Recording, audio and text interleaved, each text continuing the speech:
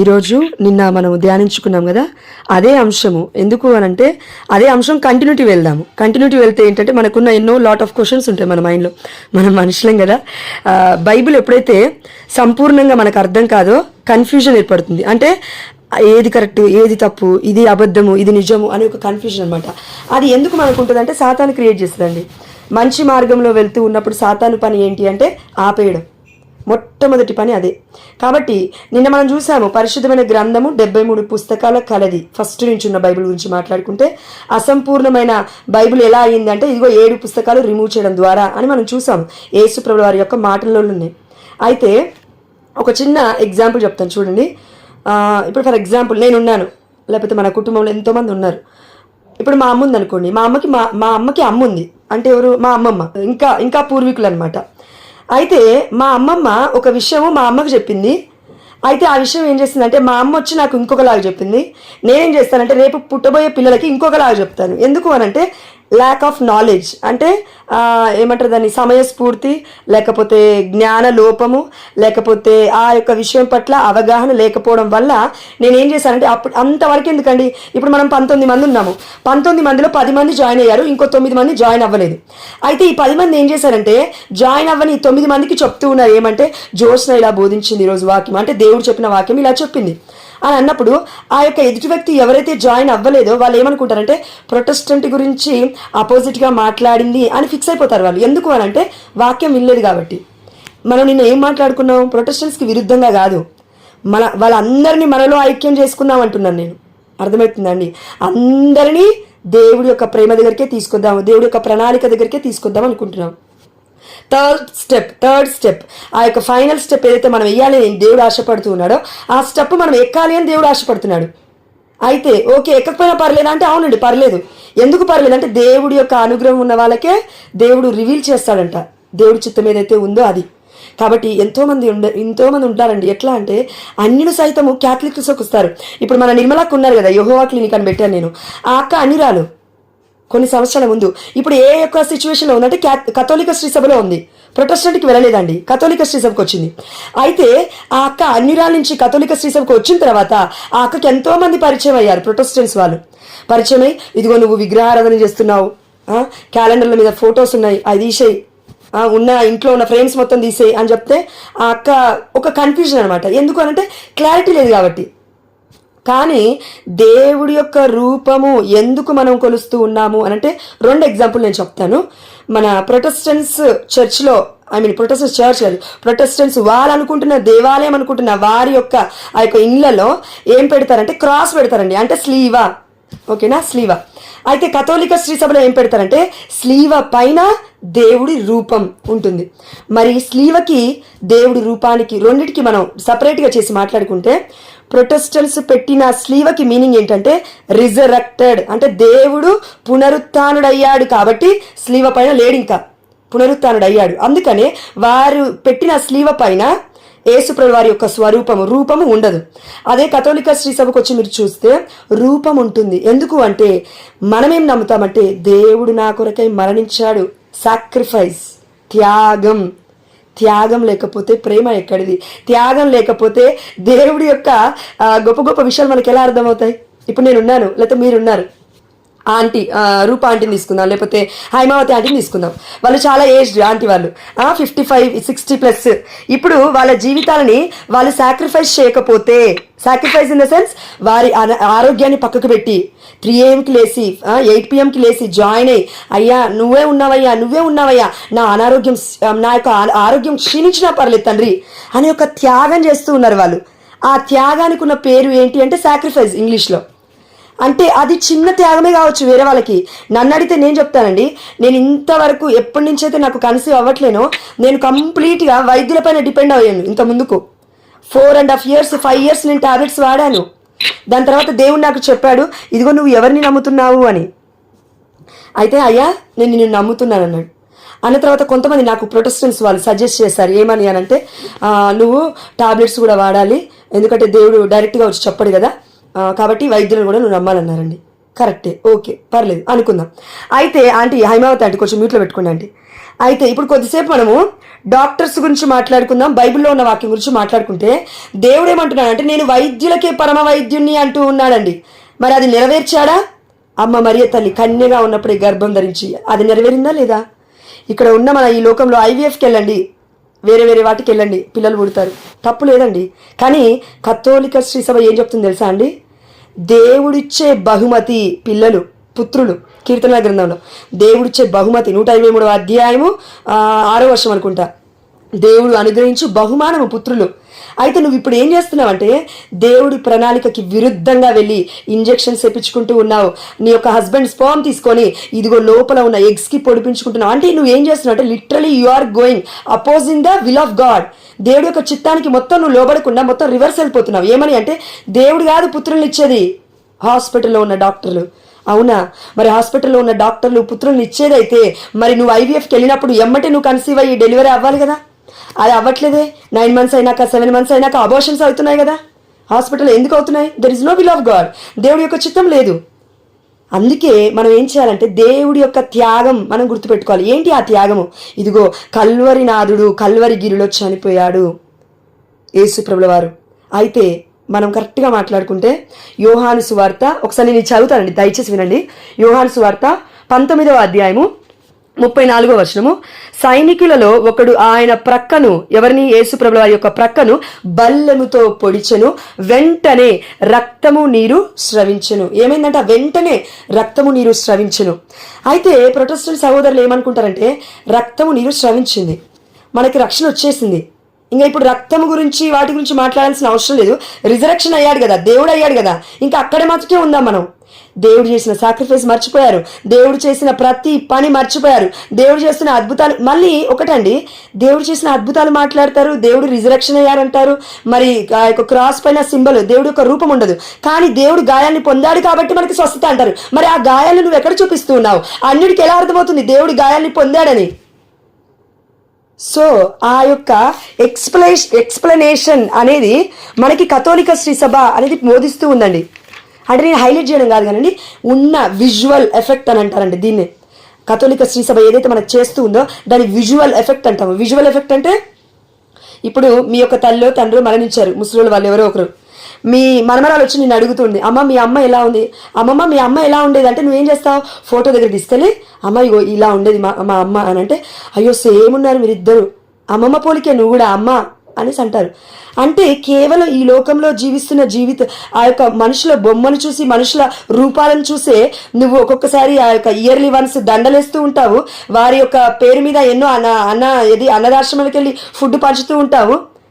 అమ్మని గుర్తుపెట్టుకొని అమ్మ నాతో ఉండమ్మా, అమ్మ నాతో ఉండమ్మా అని ఒకసారి నువ్వు ఒకసారి కళ్ళు మూసుకొని మీరు ఒకసారి అందరూ మన అమ్మో లేకపోతే మన నాన్నో మన అమ్మమ్మలో మన తాతమ్మలో ఎవరో చనిపోయారు, ఎక్కువగా నేను ప్రేమించేవాళ్ళు వాళ్ళు.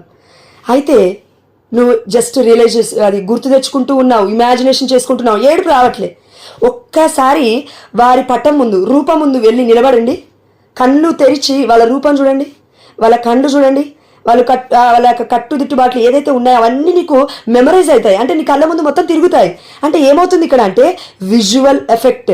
నువ్వు చూసినట్టుగా మర్చిపోవట్లేవు, అన్నీ గుర్తొచ్చేస్తున్నాయి నీ మైండ్లోకి.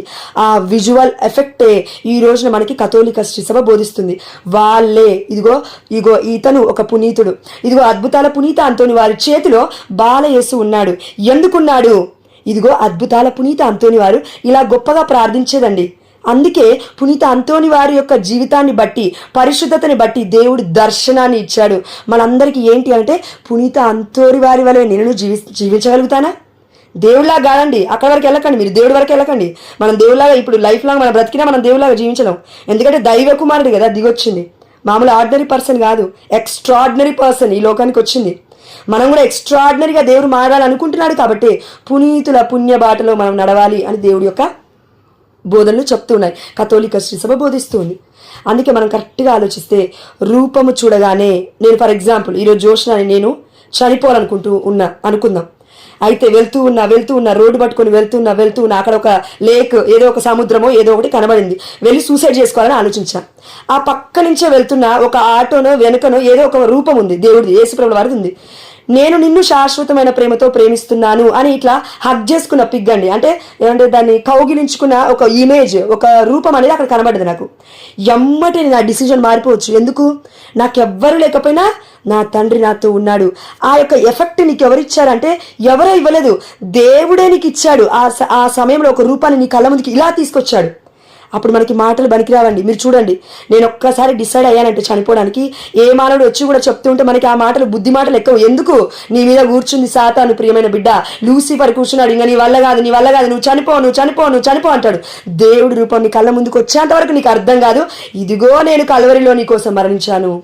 ఆ ప్రేమ ఎవర్ లాస్టింగ్ లవ్, శాశ్వతమైన ప్రేమ.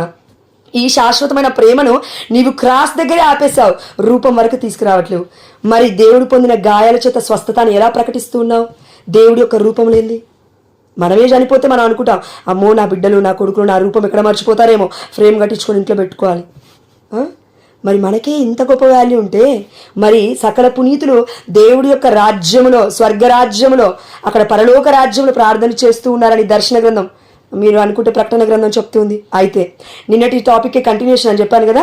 ఓకే, ప్రకటన గ్రంథం చదవద్దు, దర్శన గ్రంథం చదవాలి అని నేను ఎందుకు అన్నాను అంటే అక్కడ కూడా కొన్ని ఏమంటారు, కొన్ని వాక్యాలు అనేది కరెక్ట్గా లేవు. కాబట్టి ఒకటే నేను ఎగ్జాంపుల్ చెప్తాను. ఇప్పుడు ఉదాహరణ తీసుకునే అంత టైం మనకి లేదు కాబట్టి, బైబిల్ ఫస్ట్ ట్రాన్స్లేట్ ఫస్ట్ తర్జుమా చేయబడ్డప్పుడు ఏ భాషలో ఉంది ఆంటీ? దయచేసి వినండి ఆంటీ, మనకి చాలా యూస్ఫుల్ అవుతుంది. హిబ్రూ భాషలో ఉంది. అయితే హిబ్రూ భాష నాకు తెలియదు, హిబ్రూ భాష మనందరికీ ఎవరికి తెలియదు. మనకి వచ్చిన లాంగ్వేజ్ ఏంటంటే తెలుగు. అయితే మన చేతిలో ఉన్న తెలుగు బైబిల్, నేను మాట్లాడేది 1500 సంవత్సరాల ముందు 73 పుస్తకాలు కలిగిన గ్రంథం మన చేతిలో రావడానికి ఎన్ని లాంగ్వేజెస్ యూజ్ చేశారు, ఎన్ని భాషలు తర్జుమా చేశారంటే 7 భాషలు సంపూర్ణమైనవి. ఇది కూడా మళ్ళీ Hebrew, Greek, Latin, German, Tamil, English and Telugu. 7వ లాంగ్వేజ్ తెలుగు. అయితే ఈ తెలుగుగా రావడానికి మన చేతిలో పరిశుద్ధమైన గ్రంథం పడడానికి ఈ 6 బైబిల్స్, ఆ యొక్క 6 లాంగ్వేజెస్ నుంచి తెలుగు అనేది వచ్చింది. అయితే హిబ్రూ లాంగ్వేజ్ మనకి తెలియదు కదా. అందుకే అమ్మ మరియ తల్లికి పిల్లలు ఉన్నారు అని ఎవరు చెప్తారు అని అంటే ఒక పాస్టర్స్ చెప్తారండి. ఎందుకంటే వారికి హిబ్రూ లాంగ్వేజ్ తెలియదు. కానీ హిబ్రూ వాళ్ళు ఏం చెప్తారు తెలుసా? హిబ్రూ లాంగ్వేజ్ వాళ్ళు తెలిసిన వాళ్ళు అడెల్ఫయిస్ అంటారండి. అంటే గ్రీక్లో అడెల్ఫయిస్ అంటే సహోదరి మనులారా అనే ఒక వర్డ్. అదే యొక్క బైబిల్ వాక్యములో యేసు ప్రభువు వారికి సహోదరులు ఉన్నారు అని వాక్యం సెలవిస్తుంది. ఎవరంటే ఆ సహోదరులు? ఇప్పుడు నేనున్నాను, లేకపోతే మీ పాస్టర్ ఉన్నారనుకోండి, అక్కడ స్టేజ్ పై నిలబడతారు, ఏమంటారండి? డియర్ చిల్డ్రన్స్ ఆఫ్ గాడ్ ఇంగ్లీష్లో అయితే. లేకపోతే ప్రియమైన సహోదరి మనులారా, యేసుక్రీస్తు పేరిట నేను మీకు శుభాలు చెప్తూ ఉన్నారు అంటే సహోదరి అంటే ఇప్పుడు పాస్టర్ యొక్క తల్లికి మీరు అందరు పుట్టారని అర్థమా? సారీ టు సే, కాదు కదా. అంటే ఏంటి? It's honouring, it's what we call, అంటే ఒక గౌరవప్రదంగా మనం చెప్తూ ఉన్నాం. అదేవిధంగా బైబుల్లో యేసు ప్రభువు వారికి కజిన్స్ అంటే అన్నదమ్ములు ఎవరైతే ఉన్నారో వాళ్ళందరూ పెద్దమ్మ కొడుకులు, లేకపోతే పెద్దనాన్న కొడుకులు, ఇలా అండి ఉంది. యేసు ప్రభుల వారికి అమ్మ మరియ తల్లికి ఇంకో సంతానం లేదు. మరి ఇది ఎలా చెప్తూ ఉన్నావు నువ్వు, బైబిల్లో లేదు కదా అని అంటే కరెక్ట్గా మీరు ఆలోచించండి. గాబ్రియేలు దేవదూత అమ్మ మరియ తల్లి దగ్గరికి వచ్చి ఏం చెప్పిందండి? నీవు ఒక్క కుమారుణ్ణి కంటావు, అతనికి యేసు అని పేరు పెడతావు. నీవు 10 మంది కుమారుని కంటావు, అందులో ఒకరికి పేరు యేసు అని చెప్పలేదండి. గాబ్రియేలు దేవదూత, నమ్ముతారా లేదా? దూత అంటే ఎవరు? దేవుడి యొక్క దర్శనాన్ని, దేవుడి యొక్క గొప్ప ప్రవచనాన్ని కానీ ఇంకేదైనా కానీ మోసుకొని వస్తూ ఉంటుంది శుభవార్తను మన దగ్గరికి. అంటే దేవదూతను కూడా ఇప్పటివరకు మనం చూడలేదంటే మరి దేవుని చూస్తామా? మనలో ఉన్న అపరిశుద్ధత మనకు అర్థం కావాలి. ఈనాడు ప్రొటెస్టెంట్ సంఘాలలో అర్థం కాని విషయం ఏంటంటే వారిలో ఉన్న అపరిశుద్ధత అర్థం కాక అమ్మ మరియ తల్లిలో ఉన్న పరిశుద్ధత అర్థం కావట్లేదు. ఎందుకంటే నా గురించి నేను తెలుసుకుంటేనే కదా నాలో ఉన్న పాపం నాకు అర్థమవుతుంది. నా గురించి నేను చూసుకోకపోతే, నా గురించి నేను తెలుసుకోకపోతే ఇప్పుడు జాయిన్ అయిన 16 మంది వేస్ట్, నేను ఒక్కదానే గొప్ప అని చెప్పుకోవాలి. మరి ఇంకా ఈరోజు జరుగుతుంది ప్రొటెస్టెంట్ సంఘాల్లో ఇది. నేను పరిశుద్ధుని, నేనే పరమ పవిత్రుని అని అంటున్నారు. కానీ మనుష్య కుమారుడు ఎక్కడికి పోయాడు? 40 మంది పండితులు ఎక్కడికి పోయారు? పరిశుద్ధమైన గ్రంథంలో ఆల్రెడీ వారి పేర్లు ఉన్నాయి. నీ పేరు, నా పేరు జీవ గ్రంథంలో ఉంటుందో లేదో తెలియదు, ఉండదు తప్పకుండా. ఎందుకు అంటే నిజమైన బోధనల వైపు వెళ్తేనే, ఇరుకైన మార్గం గుండా నువ్వు వెళ్తేనే దేవుడి యొక్క సజీవమైన గ్రంథంలో మన పేర్లు ఉంటాయి. నాకు ఇష్టం వచ్చిన దగ్గర నేను వాక్యాన్ని దగ్గరికి ఉరుకుతానంటే ఉండదు, నిజంగా ఉండదండి. అందుకే దేవుడు పిలవబడిన వారు అనేకులు కానీ ఎన్నుకోబడిన వారు కొందరే అంటున్నాడు. ఎందుకు కొందరే? ఎంతో మంది ఈ రోజున ప్రపంచ నలుమూలలు తిరుగుతూ బోధనలు చేస్తున్నానండి, తప్పనట్లేదు నేను. రక్షణ ఒక వాటికు వెళ్తూ ఉంది, కానీ దాన్ని వెనక్కి తీసుకురాకుండా మీరు కరెక్ట్గా అబ్జర్వ్ చేస్తే నేను చూశాను. మీరు నన్ను అడిగినా కూడా నేను చెప్తాను. కొంతమంది ప్రొటెస్టెంట్స్ ఉన్నారు, హిందూ నుంచి వస్తారు, మళ్ళీ ప్రొటెస్టెంట్స్లోకి కన్వర్ట్ అయిన తర్వాత ఆ యొక్క బప్తిస్మ జ్ఞానస్నానం తీసుకున్న తర్వాత హిందూస్కి వెళ్ళిపోతారు. ఎందుకు జరుగుతున్నది? లేదు స్పిరిచువాలిటీ, ఆ యొక్క స్ట్రాంగెస్ట్గా స్పిరిచువాలిటీ అనేది లేదు. అదేవిధంగా కొంతమంది కథోలికులు చూడండి, వీక్ చాలా బలహీనులు. ఎందుకంటే ప్రార్థన లేదు కాబట్టి, ఎందుకంటే వాక్యం లేదు కాబట్టి, ఎందుకంటే దేవుడి యొక్క శరీర రక్తాలు ఏదైతే దేవుడు స్లీవ మరణం పొందుతూ ఉన్నప్పుడు ఇదిగో చిందించాడో దాని యొక్క గొప్పతనం మనకు అర్థం కావట్లేదు. కాబట్టి అయితే మనకు అర్థం కావాలంటే ఒకటే అండి, క్యాథోలిక్ అని అంటాం. కథోలిక శ్రీ సభ అనే దానికి గ్రీక్లో వర్డ్కి అర్థం ఏంటంటే ప్రపంచవ్యాప్తంగా ఉన్న క్రీస్తు సంఘం అని అర్థం. అయితే ఈ మాట ప్రొటెస్టెంట్స్ వాళ్ళకి అర్థం కావట్లేదు. కాబట్టి వాళ్ళు ఏం చేస్తారంటే క్యాథోలిక్ అనేసరికి వాళ్ళు కథోలికులు, మనం ప్రొటెస్టెంట్స్ సపరేట్ చేసి మాట్లాడుతున్నారు. కానీ మన బాధ అది కాదు, మనం అందరం ఒకరమే, మనం అందరం ఒకటే అని మనం బోధిస్తూ ఉన్నాం. కాబట్టి మీరు ఏదైనా వినేటప్పుడు చాలా జాగ్రత్తగా వినండి.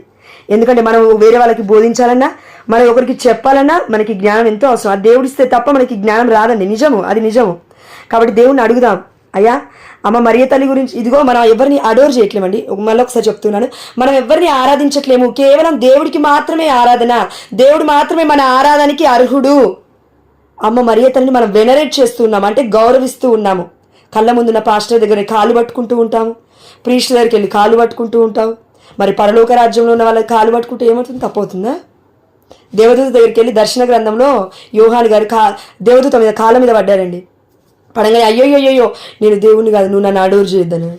ఎవరిని అడోరు చేయమన్నాడు? దేవుణ్ణి అడోరు చేయమన్నాడు. అంటే భయపడిపోయాడు యోహాను ఆ దర్శనాలను చూస్తూ, వామో ఈయననేమో దేవుడు, వామో ఈయననేమో దేవుడు. మనం కూడా అలానే చేస్తున్నాం ఈరోజు వచ్చిన కళ్ళ ముందు ఉన్న పాస్టర్ని, వామో ఈయన ఏం వాక్యం చెప్తే అదే అద్భుతం, అమ్మో ఈయన ఏం చెప్తే అదే అద్భుతం. మరి ఇంకా దేవుడు ఎందుకు నీకు? మన పరిశుద్ధమైన గ్రంథం మన చేతిలో ఇంకెందుకు? 73 పుస్తకాల సంపూర్ణమైన గ్రంథం దేవునికి ఇచ్చాడు, తన రక్తాన్ని చిందించాడు, నీ వైపు చూస్తూ ఉన్నాడంటే దాన్ని చూడకుండా నువ్వు ఎవరిని చూస్తూ ఉన్నావు? కాబట్టి చివరిగా ఒక్క మాటతో ముగిస్తాను. సైనికులలో ఒకడు ఆయన ప్రక్కను బల్లెముతో పొడిచెను, వెంటనే రక్తము నీరు స్రవించెను. అయితే మీరు పాస్టర్ దగ్గరికి వెళ్ళి అడగండి, ఏమని అడుగుతారంటే, ఇక్కడ సైనికులలో ఒకడు ఆయన ప్రక్కను బల్లెముతో పొడిచెను అన్నాడు, వెంటనే రక్తం నీరు స్రవించింది అని అన్నాడు. మరి ఎందుకు స్రవించింది? దేవుడు ఏం చెప్పాలనుకుంటున్నాడు? మరి తన చావు ద్వారా, తన మరణం ద్వారా, ఓకే చనిపోయాడు యేసుప్రభుల వారు. సైనికుడు వెళ్ళి ఎప్పుడు పొడిచాడు? దేవుడు చనిపోయిన తర్వాత పొడిచాడు. చనిపోయిన తర్వాత కూడా యేసుప్రభుల వారి శిలువ మీద మరణించిన తర్వాత కూడా ఆ రూపము నుండి వచ్చిన, ఆ ప్రతిరూపం నుంచి వచ్చిన, ఆ శరీరం నుంచి వెలువడిన ఆ యొక్క రక్తము ద్వారా, ఆ యొక్క నీరు ద్వారా ఆ యొక్క సైనికుడు పేరేంటండి? లాంగినెస్. బైబిల్లో లేదు కానీ చరిత్ర చెప్తూ ఉంది లాంగినెస్ అని అతని పేరు. అతను ఏమయ్యాడంటే దాని తర్వాత అంటే ఇదిగో కనులు తెరవబడి అతను ఒక గొప్ప పునీతుడిగా మారిపోయాడు. అందుకే కథోలిక శ్రీ సభ ఉన్న పరమరహస్యాలు మొత్తం చెప్తూ ఉంటుందండి. కానీ ప్రొటెస్టెంట్స్ దగ్గరికి వచ్చేసరికి Bible Bible Bible Bible Bible. ఇప్పుడు నా మనసులో ఉన్నది నీకు తెలియాలి, నేనేం చేయాలి? నువ్వు నాకు ఫ్రెండ్ అయి ఉండాలి. అదేవిధంగా నీకు నాకు మనందరికీ దేవుడి యొక్క విషయాలు అర్థం కావాలంటే ఏం చేయాలి? దేవుడికి మనం ఫ్రెండ్గా జీవించాలి, అంతే. కాబట్టి మనం ఏది చేస్తూ ఉన్నా ఒకటే గుర్తుపెట్టుకోండి, మనం ఎవరికి విరుద్ధంగా వెళ్ళట్లేము. Be strong, no problem. ఎవరు ఎన్ని మాట్లాడినా కూడా పట్టించుకోకండి. ఒకటే, అయ్యా నువ్వు నాకు ఇచ్చిన ప్రణాళిక నేను చేయడానికి నాకు శక్తి లేనందున నా శక్తి దయచేయి, జ్ఞానం లేనందున జ్ఞానాన్ని దయచేయి. వస్తారా, తిడతారా, లేకపోతే ఇంకా 100 మాటలు అంటారా, నో ప్రాబ్లం అనండి, ఏం కాదు. దేవుడు లేవనెత్తుతాడు మనల్ని. దేవుడికి తెలుసు మనల్ని ఏ రూట్లో నడిపిస్తూ ఉన్నాడు. దేవుడు కొంతమందికి గిఫ్ట్ ఆఫ్ టంగ్స్ ఇస్తాడు, అంటే భాషలలో మాట్లాడే కృప, లైక్ మిరాకిల్స్ చేసే కృపనిస్తాడు. అవును, అదేవిధంగా బోధనలో డిఫరెంట్గా ఉంటాయి. కొంతమంది పాస్టర్స్ గురించి మాట్లాడితే, కొంతమంది ప్రీస్ట్ల గురించి మాట్లాడతారు, కొంతమంది కథోలిక శ్రీ సభ గురించి మాట్లాడితే, కొంతమంది ప్రొటెస్టెంట్స్ ఏదైతే ఇచ్చారో బైబిల్ అందులో మాత్రమే మాట్లాడతారు. కానీ తీసివేసిన 7 గ్రంథాల యొక్క మర్మం ఎవరు మాట్లాడట్లేరు. ఎందుకు అనంటే అది చదవలేదు కాబట్టి 7 లాంగ్వేజెస్ నుంచి ట్రాన్స్లేట్ అయిన బైబులే మనం మళ్ళీ అందులో 7 గ్రంథాలు రిమూవ్ చేసి చదివితే అపరిపూర్ణం అవ్వకపోతే ఏమవుతుంది? ఎందుకంటే నేను మీకు చెప్పిన మాట మీరు ఇంకొకరు చెప్తే వామ్మో ఈమె ప్రొటెస్టెంట్స్కి విరుద్ధంగా లేస్తుందని అంటాను. అంటే ఏమవుతుంది? అక్కడ కరెక్ట్గా అండర్స్టాండింగ్ అనేది లేదు. అదేవిధంగా హిబ్రూ లాంగ్వేజ్ నుంచి వచ్చిన తెలుగు లాంగ్వేజ్కి ట్రాన్స్లేట్ అయిన పరిశుద్ధమైన గ్రంథము 73 పుస్తకాలు మనం చదవకపోతే ఎక్కడికి వెళ్తామంటే 66 పుస్తకాల దగ్గరికి వెళ్తాం. ఎందుకు అనంటే వాళ్ళే ఎక్కువ మంది ఉన్నారు ఈ రోజుల్లో బోధించే వాళ్ళు. వాళ్ళే ఉన్నారండి ఎక్కువ మంది బోధించేవాళ్ళు. కథోలిక శ్రీ సభలో మీరు చూడండి తక్కువ మంది ఉన్నారు బోధించేవాళ్ళు. ఎందుకు బయటికి రావట్లేరు, భయపడుతూ ఉన్నారు. ఎందుకు? కొంతమందిని చూసారండి యూట్యూబ్లో. ఒక అన్నయ్య పాపం కథోలిక శ్రీ సభలో ఉన్న అన్నయ్య 2 గంటల వీడియో తీసి, ఇగో మీరు మరియతల్లిని దూషిస్తున్నారు, అమ్మ మరియతల్లి మదర్ ఆఫ్ గాడ్ అని బైబిల్లో ఉందండి అని డైరెక్ట్ వచనాన్ని పెట్టి అతను పాపం తమ్నేలు పెట్టి వీడియో తీస్తే వాళ్ళు ఎక్కడ పోయి మాట్లాడారో మనకు తెలియదు. ఆ వీడియో మొత్తం డిలీట్ చేయించారు. ఎవరు? పాస్టర్లు, గొప్ప గొప్ప పాస్టర్లు. వాళ్ళకి భయము. దేవుడి వాక్యం నిజంగా ఎక్కడ బోధిస్తే అక్కడ ఇంకా మనకి పుట్టగతులు ఉన్నామని వాళ్ళకి తెలుసండి. నిజంగా ఇక్కడ వాక్యమే చెప్తుంది. ఒకసారి మీరు వినండి. మనకి షోలు ఉన్నాయి కదా. లూకాసు వార్త 1వ అధ్యాయం 43వ వచనం, నా ప్రభు తల్లి నా యొద్దకు వచ్చుటకు నాకు ఎలాగూ ప్రాప్తించను. ఈ మాట చెప్తూ ఉంది ఎవరు అనంటే, ఇదిగో పరిశుద్ధాత్మతో నింపబడిన పునీత ఎలిజబెత్ అమ్మ గారు. అయితే మరి ఈ వాక్యం ఎవరు రాశారు? సరే చెప్పింది ఒక మనిషి అనుకుందాం. ఈ వాక్యం ఎవరు రాశారు? పరిశుద్ధమైన గ్రంథం అంటే పరిశుద్ధాత్మ దేవుడు రాశాడు. అంటే నీకేం చెప్తున్నాడు? నేను పరిశుద్ధాత్మ దేవుణ్ణి, నేను ఈ మాట రాశాను, నువ్వు నమ్ము అంటున్నాడు. అయితే ఈ మాటకి ఎవరైతే విరుద్ధంగా వెళ్తున్నారో వారే పరిశుద్ధాత్మ దూషణ చేసినట్లు. ఈ యొక్క ఏమంటారు, ఈ తరమందైనను వచ్చే తరమందైనను మనుష్య కుమారుడికి ఎదురుగా వ్యతిరేకంగా మాట్లాడినా పర్లేదు, కానీ ఇదిగో పరిశుద్ధాత్మకు వ్యతిరేకంగా మాట్లాడితే మీకు క్షమాపణ ఉండదు అనేసి. అందుకే అండి, be careful when you are listening. ఒక మీనింగ్ ఒకటి ఉంటుందండి. ఏంటంటే వినడం వేరు, విన్నదాన్ని అర్థం చేసుకున్నదాన్ని అంగీకరిస్తూ ఆలోచిస్తూ మనం క్రియలలో పెడితే మనకు దేవుడు రివీల్ చేస్తాడు. అసలు మనం వినడానికి ఇష్టపడనప్పుడు దేవుడు అని ఏం చేస్తాడు? అందుకే దేవుడు అంటున్నాడు కదా, దురద చెవుల గల వారికి నేను చెప్పని వాక్యాలు అంటూ ఉన్నాడు దేవుడు. అందుకే ఒకటే అండి, చేయండి, ప్రేయర్లు చేయండి. ఎవరి కోసం? పాస్టర్ల కోసం చేయండి. ఎవరి కోసం? అబద్ధ బోధకుల కోసం చేయండి. ఎవరి కోసం? కపట ప్రవక్తల కోసం చేయండి. నేను అద్భుతం చేస్తున్నాను అని చెప్పుకుంటాను. వాళ్ళు కాదండి అద్భుతాలు చేసేది, సర్వేశ్వరుడు, సర్వశక్తిమంతుడు. వారిలో పరిశుద్ధాత్మ దేవుడు పెట్టకపోతే వాళ్ళు చేయలేరు. కాబట్టి మనం ఒకసారి రియలైజ్ అవ్వాలి. కాబట్టి దయచేసి నేను ఒక మాట మాట్లాడితేనే మీకు ఒక్కొక్కసారి బాధ అనిపిస్తుంది. ఎందుకంటే దేవుడు అంటున్నాడండి, మనం ఖండించినప్పుడు అంట హృదయంలో ఒక పగిలినట్టుగా అనిపిస్తూ ఉంటుందంట. ఎందుకు అనంటే అది నిజమైన బోధన కాబట్టి. ఒక్కొక్కసారి ఖండిస్తూ ఉన్నప్పుడు అంతే ఉంటుంది కదండి. ఇప్పుడు నేను వచ్చాను, ఇగో నువ్వు పాపం చేసావు, ఇగో నువ్వు ఆమెను తిట్టావనంటే, నేను రజనీ దగ్గరికి వెళ్ళాను అన్నాను అనుకో, రజనీ నువ్వు ఇలా అన్నావు, నువ్వు ఇలా హట్ చేసావాలని అని అన్నా అనుకో, రజనీ ఎలా ఉంటుంది? హట్ అయిపోతుంది కదా. అదేవిధంగా మనం వాక్యం నిజమైన బోధన చెప్పినప్పుడు, నిజాన్ని నిరూపిస్తూ ఉన్నప్పుడు, నిజము నిప్పు వంటిదండి చెప్తూ ఉన్నప్పుడు అదే విధంగా బాధ వస్తుంది. మనకి బాధ కలిగితేనే మనం చేసిన తప్పు మనకు అర్థమవుతుంది. ఓకేనా? Thank you all and have a blessed day. పరిశుద్ధ ప్రేమగలిగిన తండ్రి, అయ్యా ఇచ్చిన సమయాన్ని బట్టి నీకు స్తోత్రం అయ్యా. అయ్యా ఈరోజు అంతా మీరు మాతో ఉన్నందుకు నీకు స్తోత్రం తండ్రి. యేసయ్యా ఇదిగో తండ్రి, నీ స్లీవ యొక్క గొప్పతనాన్ని నువ్వు చెప్పి ఉన్నావు అయ్యా. ఇదిగో తండ్రి, సైనికుడు యేసుప్రభువు వారిని పొడిచిన వ్యక్తే లాంగినెస్ గారే తండ్రి, ఇదిగో తండ్రి గొప్ప పునీతుడిగా మారిపోయాడంటే మరి మా బ్రతుకులు ఇంకా ఎంత ఘోరంగా ఉన్నాయి యేసయ్యా, నీకు అర్థమవుతుంది నాయన. అయ్యా నీ రక్తము, నీ శరీరం ద్వారా నువ్వు మాతో మాట్లాడాలనుకుంటున్నావు తండ్రి. అది మాకు అర్థమయ్యే విధంగా మాకు బోధించండి నా తండ్రి. అయ్యా మేము స్వీకరించే కృపను దయచేయండి యేసయ్యా. అయ్యా బిడ్డలు ఎవరైతే జాయిన్ అవుతూ ఉన్నారో తండ్రి, ఎగ్జిట్ అవుతున్నారో, సిగ్నల్ ప్రాబ్లమ్స్ లేకుండా దీవించండి నా తండ్రి. బిడ్డని ఆశీర్వదించండి నా యేసయ్యా.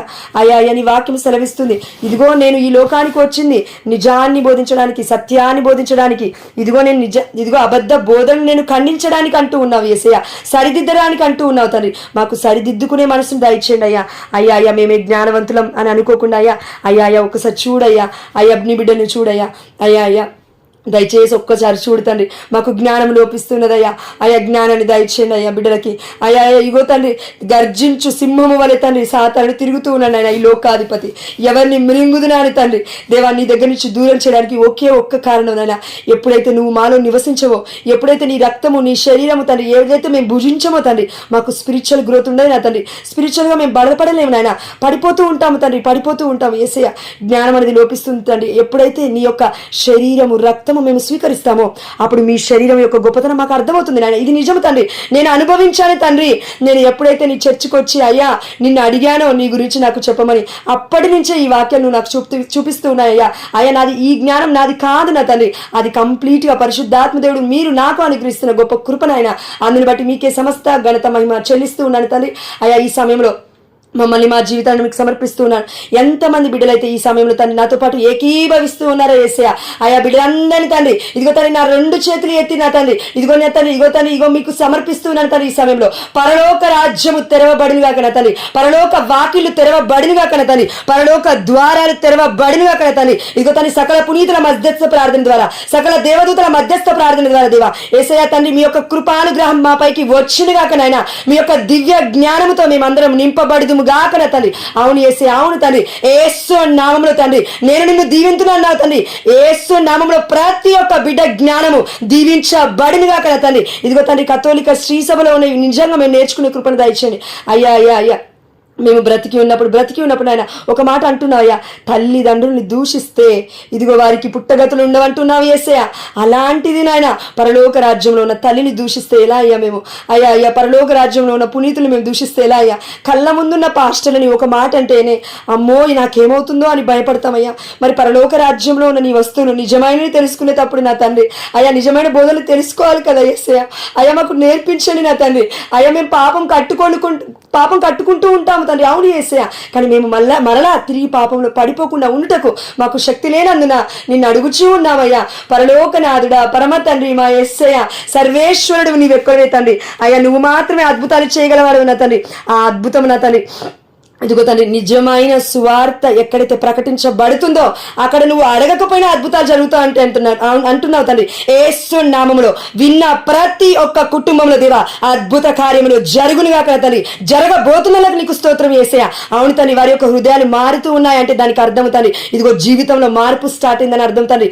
జీవితంలో మార్పులు స్టార్ట్ అవుతున్నాయంటే తండ్రి ఇదిగో తండ్రి గొప్ప అద్భుతమైన కార్యాలు చూస్తాను నాన్న. ఇది నిజమైన తండ్రి, నిజమైన దైవ రాజ్యం ఎక్కడైతే ప్రకటింపబడుతుందో, ఎక్కడైతే మారు మనసు పొందుకుంటారో తండ్రి నిజమైన బోధనలు విని అక్కడ గొప్ప అద్భుతాలు జరుగుతాయి తండ్రి. ఆనాడు పేతురు బోధించిన తండ్రి 3000 మంది మారారయ్యా ఒక్కసారికి తండ్రి. 5000 మంది మారారు తండ్రి, కానీ వారందరూ వచ్చి చేరుతుంది ఒకే సంఘంలోనైనా డివిజన్స్ చేసుకోలేదు నా తండ్రి. మొట్టమొదటి ఆది క్రైస్తవులు అని పరిశుద్ధమైన గ్రంథము చెప్పబడుతుంది తండ్రి.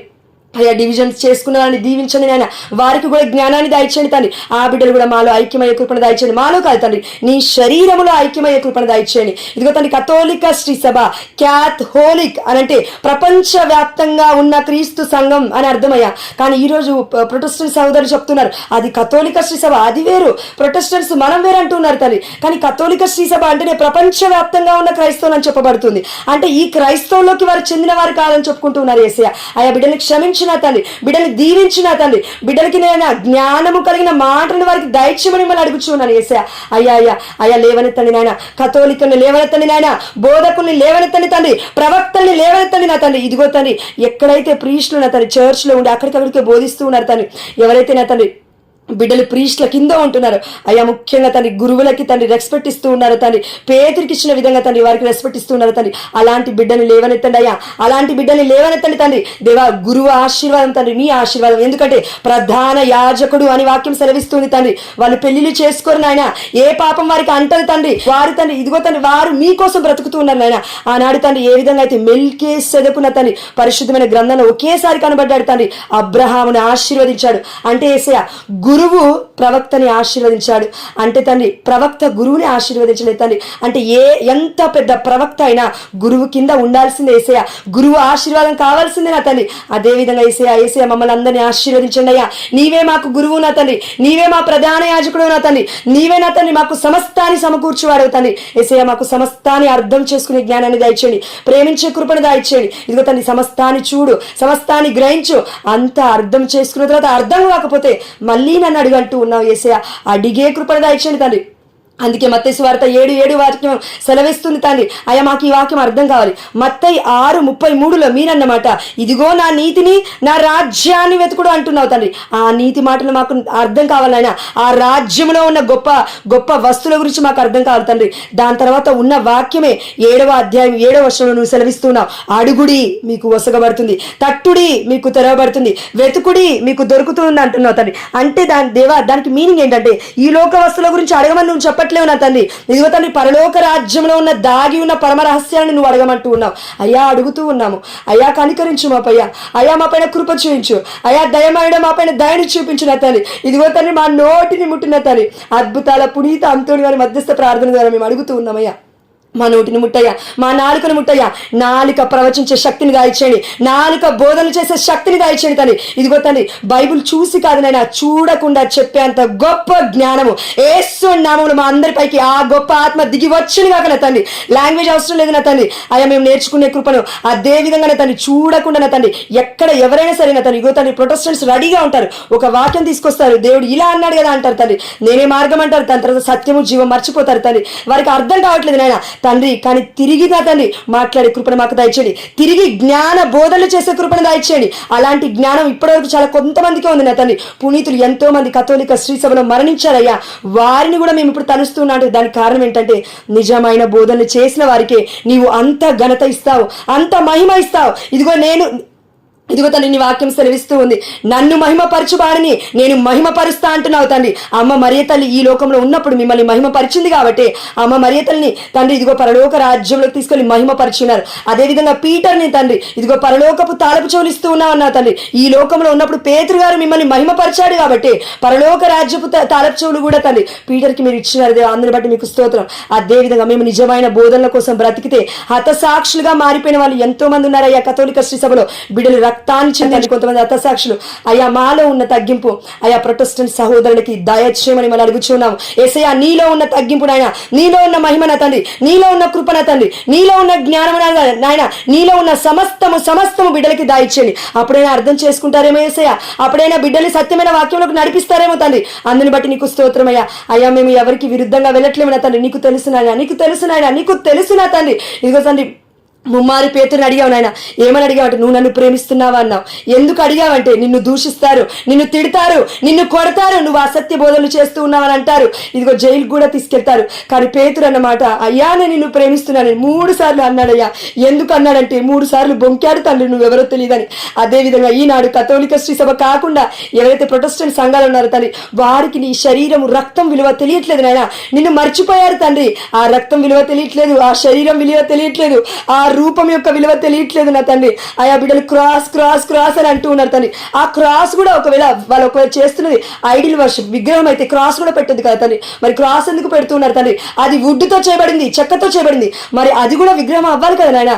అంటే వాళ్ళు ఎక్కడో తండ్రి తప్పుగా ఆలోచిస్తున్నారు. అయ్యా బిడ్డలకి జ్ఞానాన్ని దయచేయండి ఆయన, మాకు కూడా జ్ఞానాన్ని దయచేయండి తండ్రి. అయ్యా నిజమైన బోధనలు వినే కృపను ఈ రోజు మాకు దయచేసినందుకు తండ్రి, క్లాస్ నుంచి రాగానే తండ్రి మాట్లాడే కృపను దయచేసావయ్యా. అయ్యా ఇది నా శక్తి కాదు నా తండ్రి, ఈ రోజు నేను జాయిన్ అవ్వననుకున్నాను తండ్రి, జాయిన్ చేపించావు తండ్రి. అందుని బట్టి నీకే సమస్త ఘనత మహిమ చెల్లిస్తూ అయ్యా అయ్యా అయ్యా నీకు విధేయత చూపించే కృపను దయచేయ్యా. అయ్యా శక్తి సరిపోవట్లేదు నా తండ్రి, అయ్యా శక్తిని దయచే. అయ్యా నా పన్ను చేస్తాను కదా తండ్రి, నీ పని నేను చేస్తే నా పన్ను చేస్తాను కదా తండ్రి. అయ్యా నాలో ఉండి నీ పని చేయించుకొని అయ్యా, అయ్యా నాలో ఉండి నీ పని చేయించుకో తండ్రి. అయ్యా ఈ జీవితాన్ని నీకు ఇచ్చే కృపను దయచేయండి నాయన. ఎంతమంది విరుద్ధంగా దేవా నీ వైపు చూసే కృపను దయచేయండి తండ్రి. ఇదిగో ఆడపిల్ల కదా, ఆడదాని కదా అంటూ ఉన్నారు నాయన కొంతమంది అయితే. అవును యేసయ్యా, అవును తండ్రి, ఇదిగో నువ్వు చెప్తూ ఉన్నావు ఆడవాళ్ళు కాదు మగవాళ్ళు కాదు, నేను జ్ఞానం ఇస్తే ఎవరైనా సరే నా గురించి బోధిస్తారంటున్నావు యేసయ్యా. అయ్యా అయ్యా నన్ను ఒక గొప్ప వ్యక్తిగా మార్చకపోయినా పర్లేదయ్యా, హీనమైన వ్యక్తిగా మాత్రం మార్చుకున్నా తండ్రి. అయ్యా నాకు జ్ఞానం ఉట్టి పడకపోయినా పర్లేదు నా తండ్రి, జ్ఞానహీనురాలిగా జీవించకుండా కృపను దయచేయి తండ్రి. యేసయ్యా నీ గురించి ప్రయాసపడుతున్న బిడ్డల్ని నువ్వు దరికి చేర్చుకుంటా అన్నావు కదా తండ్రి. అయ్యా అయ్యా ప్రయాసపడే కృపను దయచేయండి నాయన. ముఖ్యంగా తండ్రి ఇదిగో తండ్రి ట్రావెలింగ్లో ఉన్న బిడ్డ నీకు సమర్పిస్తున్నాను, అశ్రితాన్ని నీకు సమర్పిస్తున్నాను. బిడ్డ ఇంటర్వ్యూ ప్రాసెస్కి వెళ్తుండగా అయ్యా అయ్యా చెన్నైకి వెళ్తున్న తండ్రి మండే రోజు మార్నింగ్ 10:30కి నాయన ఆ బిడ్డకి ఇంటర్వ్యూ ఉంది. అయ్యా దీవించయ్యా. ఈరోజు ఒక ఆంటీ కాల్ చేసి ఎన్నో సాక్ష్యాలు పంచుకుందయ్యా, కానీ అవన్నీ తండ్రి హెల్త్ ఇష్యూస్ సంబంధించినవి తండ్రి, అవన్నీ నేను చెప్పలేను ఆయన గ్రూప్లో. అయ్యా అందుని బట్టి నీకు స్తోత్రము, అద్భుతమైన కార్యాన్ని చేస్తూ ఉన్నావు యేసయ్యా. అందుని బట్టి నీకే సమస్త ఘనత మహిమ చెల్లిస్తూ బిడ్డ రజని ప్రార్థించిన విధంగా బిడ్డకి శక్తిని అయ్యా, సామర్థ్యాన్ని తండ్రి, నిర్మలకు కూడా తండ్రి శక్తిని ఇవ్వండి అయ్యా, సామర్థ్యాన్ని ఇవ్వండి తండ్రి. బిడ్డలకి ఇంటర్సెషన్ ప్రార్థన చేసే గొప్ప శక్తి తండ్రి వచ్చునుగాకనైనా నీ కృపా హస్తము తండ్రి మా అందరి పైన తండ్రి ఉంచమని మిమ్మల్ని అడుగుచున్నాం. ఆ దేశంలో తండ్రి ఇదిగో చివరిగా 2 నిమిషాలైనా ఇదిగో తండ్రి ఏలియా ప్రార్థించమని వర్షాన్ని కురిపించిన తండ్రి నీకు స్తోత్రమయ్యా. యెహోషువ ప్రార్థించమని సూర్య చంద్రుల్ని ఆపేసిన తండ్రి నీకు స్తోత్రమయ్యా. దానియేలు ప్రార్థిస్తే దేవా సింహపు నోర్లని మూసేసిన దేవా నీకు స్తోత్రమయ్యా. స్తోత్రము తండ్రి, స్తోత్రము దేవా. యేసు నామములో తండ్రి కథోలిక శ్రీసభకి విరుద్ధంగా వస్తున్న ప్రతి నోరు నాయన ఆనాడు సింహపు బోనులో ఉన్న దానియేలుని కాపాడిన తండ్రి, క్రైస్తవ సంఘంలో నిజమైన బోధనలు చేస్తున్న బిడ్డని కాపాడండి దేవా. నిజమైన బోధనలు చేస్తున్న వారిని దీవించండి నా తండ్రి. నిజమైన బోధన చేస్తున్న వారిని దేవా యేసు నామములో లేవనెత్తబోతున్నందుకు నీకు స్తోత్రం యేసయ్యా. యేసు నామములో బిడ్డని అంచెలుగా దేవా మీరు మీ పరిచర్యలో వాడుకోబోతున్నందుకు నీకు స్తోత్రం తండ్రి. అవును యేసయ్యా, ప్రొఫెషన్ కాదు తండ్రి, ప్రొఫెషన్ మేము చూడొద్దు నాయన అంటారు తండ్రి. నువ్వు ఇంత చదువుకున్నావు కదా ఏం లాభం, నువ్వు ఇంత చేసావు కదా నువ్వేం లాభం, నీకు ఇన్ని గోల్డ్ మెడల్స్ ఉన్నాయి కదా ఏం లాభం అంటారు తండ్రి. కానీ ఇది అశాశ్వతమైన జీవితం నా తండ్రి. ఇదిగో తండ్రి మేము ఈ లోకంలో వచ్చింది తండ్రి గృహాలను కట్టుకొని ఉండడానికి కాదైనా, ఇక్కడ మేము వచ్చింది ప్రయాణికులము తండ్రి. అది మేము గుర్తుపెట్టుకునే కృపను దాయిచ్చిన పరలోక రాజ్యంలో మీరు ఏర్పరుస్తున్న నివాస స్థలం కోసం మేము ప్రయాసపడాలి నా తండ్రి. ప్రయాసపడే కృపను మాకు దాయిచ్చండి, ప్రయాసపడే కృపను మాకు దాయిచ్చండి నా తండ్రి. అదేవిధంగా ఇంకా తండ్రి ఇప్పుడు జాయిన్ అయిన బిడ్డలందరినీ తండ్రి, మౌనిక అక్కని, క్రాంతి అక్కని దేవా, అయ్యా క్రాంతి అక్క రేపు బయటికి వెళ్ళబోతున్నా, ఆవిడని దీవించు నా తను జరగబోతున్న అద్భుతమైన కార్యాన్ని బట్టి నీకు స్తోత్రమయ్యా. బిడ్డ ద్వారా సాక్ష్యాన్ని మీరు చెప్పిపిస్తూ ఉన్నారని నేను విశ్వసిస్తున్నానయ్యా. రేపటి రోజున తండ్రి ఆ బిడ్డకి మీరు తోడుగా వెళ్ళండి నాయన. ఆ ల్యాండ్ ఇష్యూస్ లో మీరు తోడై ఉండండి నా తండ్రి. ఏదైతే తండ్రి బిడ్డకి విరుద్ధంగా మాట్లాడుతున్నారో వారందరూ నాయన బిడ్డకి ఆపోజిట్ గా కాకుండా సపోర్ట్ గా మారే కృపను strike them lord with all the 7 swords, especially with the sword of Elisha, మెస్సాయా and Saint Gabriel. 7 ఖడ్గముల ద్వారా తండ్రి ఆ బిడ్డ మీదకి వస్తున్న ప్రతి నోరుని మీరు ఆపినాయన. అక్కడ ఆ బిడ్డ చుట్టూరా మీ సర్వాంగ కవచాన్ని ఉంచి ఆ పని మొత్తం కంప్లీట్ అయ్యి తండ్రి ఆ బిడ్డ వచ్చి సాక్ష్యాన్ని పంచుకునే కృపను మీరు దయచేయబోతున్నందుకు నీకు స్తోత్రమయ్యా, నీకు స్తోత్రము తండ్రి. అదేవిధంగా తండ్రి వర్షాలు ఎక్కడెక్కడ ఆగిపోయాయో తండ్రి ఏలియా ప్రార్థన ద్వారా తండ్రి, ఇగో తండ్రి ఎలీజా ప్రార్థన ద్వారా అందరినీ అడుగుచున్నామయ్యా. అయ్యా మీరు గొప్పవాడిన తండ్రి. మీరు ఒక్క మాట చెప్తే సింహాపు నోళ్ళు మూయబడ్డాయి తండ్రి. ఒక మాట చెప్తే సూర్య చంద్రుల్ని క్రియేట్ చేసావయ్యా. ఒక మాట చెప్తే వెలిగే పుట్టింది తండ్రి ఈ ప్రపంచానికి. అలాంటిది దేవా మీరు ఒక్క మాట చెప్తే వర్షం రాదనైనా వస్తుంది తండ్రి. కానీ అయ్యా మాకు విశ్వాసాన్ని దయచండి. ఇదిగో భూమి నా పాదపీఠము, ఆకాశము నాకు సింహాసనం అంటూ ఉన్నావు దేవా. సింహాసనంలో ఉన్న మా రాజా ఒకసారి నువ్వు ఆజ్ఞాపించమని మిమ్మల్ని అడుగుచూ ఉన్నాము. నీ పాదాన్ని అక్కడ మోపమని మిమ్మల్ని అడుగుచూ ఉన్నాము. నీవు ఎక్కడ పాదం పెడితే అక్కడ యేసు నామములో వర్షం పడినవాకన తండ్రి. నువ్వు ఏ ఒక్క గ్రామం పైన చేయి చాపుతావో అక్కడ వర్షము పడినవాకన తండ్రి. ఎక్కడైతే రైతులు బాధపడుతున్నారో, ఫార్మర్స్ బాధపడుతున్నారో బిడ్డల కడుపులను నింపండి అయ్యా. బిడ్డల పొట్టల్ని తండ్రి నింపండి నా తండ్రి. సాతాను కొట్టాలని చూస్తున్నాడు తండ్రి, కానీ మీరు సమృద్ధిని ఇచ్చేవారు నాయన. మీ జీవాన్ని సమృద్ధిగా ఇచ్చడానికి ఈ లోకానికి వచ్చినారు. సమృద్ధితో దేవా బిడ్డలందరూ నింపబడిదురు కాకన తండ్రి. యేసు నామములో ఇది జరగబోతున్నందుకు నీకు స్తోత్రమయ్యా. ఈ నైట్ ఎంతైనా తండ్రి ఎక్కడైతే వర్షాలు లేవో ఈ నైట్ అంతా ఈ వర్షాలు పడే కృపణ దాయిచ్చండి నాయన. రైతుల కోసం ఈ నైట్ వర్షం పడే కృపణ దాయిచ్చండి. వర్షం పడుతుందని నేను విశ్వసిస్తున్నాను యేసయ్యా. వర్షం పడబోతున్నలకు నీకు స్తోత్రమయ్యా. వర్షాన్ని ఇవ్వబోతున్నలకు నీకు స్తోత్రం తండ్రి. నీకు స్తోత్రమయ్యా, నీకు స్తోత్రము తండ్రి, నీకు స్తోత్రమయ్యా, నీకు స్తోత్రం తండ్రి. నీకే సమస్త ఘనత మహిమ చెల్లినగాకనైనా మీకే సమస్త ఘనత మహిమ చెల్లిస్తూ అయ్యా మేము ప్రార్థించిన ప్రతి ప్రార్థన మీరు చెవి యొగ్గి ఉన్నారని విశ్వసిస్తూ అయ్యా చివరిగా నా తండ్రి అదేవిధంగా నా గర్భాన్ని నీకు సమర్పిస్తున్నానయ్యా. అద్భుతాలు చేయువాడవు నీవే యేసయ్యా. అయ్యా నీకు అసాధ్యమైనది ఏమీ లేదు తండ్రి. వైద్యులకి విరుద్ధంగా వెళ్తూ ఉన్నానేమో తండ్రి, అయినప్పటికీ నాయన ఇదిగో తండ్రి నేను చెప్పాలి నాయన, ప్రపంచానికి చాటు చెప్పాలి తండ్రి. నేను ఏ వైద్యుడి దగ్గరికి వెళ్తే ట్రీట్మెంట్ తీసుకుంటే పిల్లలు పుట్టలేదు, సజీవుడైన నా దేవుడి దగ్గరికి వెళ్తే పిల్లలు పుట్టారని నేను చెప్పుకోవాలి నాయన. అయ్యా ఆ యొక్క గొప్ప అద్భుతం నా జీవితం నుంచి నువ్వు స్టార్ట్ చేస్తావని నేను విశ్వసిస్తూ ఉన్నాను యేసయ్యా. అయ్యా ఒకసారి చూడు నాయన, ఒకసారి చూడు నా తండ్రి. అయ్యా ఇవ్వబోతున్నా నీకు స్తోత్రం అయ్యా, ఇవ్వబోతున్నావని నేను విశ్వసిస్తూ ఉన్నాను యేసయ్యా. అందుని బట్టి నీకు స్తోత్రము తండ్రి. ఇదిగో నమ్ముట నీ వల్ల అయితే నమ్మవానికి సమస్తము సాధ్యమే అని పలికిన యేసయ్యా. నమ్మకాన్ని ఉంచండి నాయన. అలానే మా దగ్గర నుంచి తీసివేయకయ్యా. నీ సన్నిధి నుంచి మమ్మల్ని గెంటి వేయకు తండ్రి. నీ విశ్వాసం నుంచి మమ్మల్ని దూరం చేయకు నాయన. నీ పరిశుద్ధమైన పాదములు మోజారుతూ ఉన్నాము తండ్రి. దేవా మాకు రక్షణ కాపుదలను దాయిచ్చండి. సర్వాంగ కవచాన్ని ఇచ్చినందుకే నీకు స్తోత్రమయ్యా. ఇంకను మిమ్మల్ని ఎలా స్తుతించాలో, ఎలా మహిమపరచాలో మాకు జ్ఞానం లేనందున మిమ్మల్ని అడుగుతూ ఉన్నాము. జ్ఞానాన్ని దయచేయ. ఇదిగో తండ్రి గర్వము అహంకారము లూసిఫర్కున్నాయి తండ్రి. ఆ గర్వము అహంకారము నేను చనిపోయి నీ యొక్క నివాస స్థలముకు వచ్చేంత వరకు యేసు నామములో లయపరచబడినగాక తండ్రి. గర్వము అహంకారము చనిపోనుగాక నాయన. నీ పాదాల దగ్గరికి సమర్పిస్తూ ఉన్నాను తండ్రి. గర్వము ఇసుక అంతా కూడా రాకుండా చూడు నాయన. గర్వము రాకుండా చూడు తండ్రి. అహంకారం రాకుండా చూడు నాయన. ఇది నా బోధన కాదు తండ్రి, నీ బోధన. అది నేను అర్థం చేసుకునే కృపను దాయిచ్చండి. జ్ఞాన నేత్రాన్ని దాయిచ్చండి. జ్ఞానము కలిగిన మనస్సును దయచేయండి, జ్ఞానము కలిగిన శరీర తండ్రి ఆత్మను దయచేస్తారని విశ్వసిస్తూ మా అందరికీ దేవా మీరు గొప్ప అద్భుతాలను చేయబోతున్నందుకు, మా అందరి కుటుంబంలో జరగబోతున్న బిజినెస్లే కానివ్వండి, న్యూ హౌసెసే కానివ్వండి తండ్రి, జాబ్సే కానివ్వండి తండ్రి, నువ్వు ఇస్తావయ్యా, నువ్వు ఇస్తావు తండ్రి, నువ్వు ఇస్తావు. కానీ నిరీక్షణ కలిగి ఉండమంటూ ఉన్నావు యేసయ్య. ఆ నిరీక్షణ కలిగిన ఆత్మతో బిడ్డలందరినీ మీరు నింపుతూ ఉన్నారని విశ్వసిస్తూ అమ్మ మరియ తల్లి మధ్యస్థ ప్రార్థన ద్వారా, అద్భుతాల పునీత అంతోని గారి మధ్యస్థ ప్రార్థన ద్వారా, పునీత జోజప్ప గారి యేసు ప్రభు వారి యొక్క సాకుడు తండ్రి అయిన పునీత జోజప్ప గారి మధ్యస్థ ప్రార్థన ద్వారా యేసు అతి పరిశుద్ధమైన నామములో, ఉన్నతమైన నామములో, ఘనమైన నామములో అడిగిన అన్నీ పొందుకున్నామని విశ్వసిస్తున్నాము మా ప్రియ పరలోకపు తండ్రి. ఆమేన్. ఆమేన్.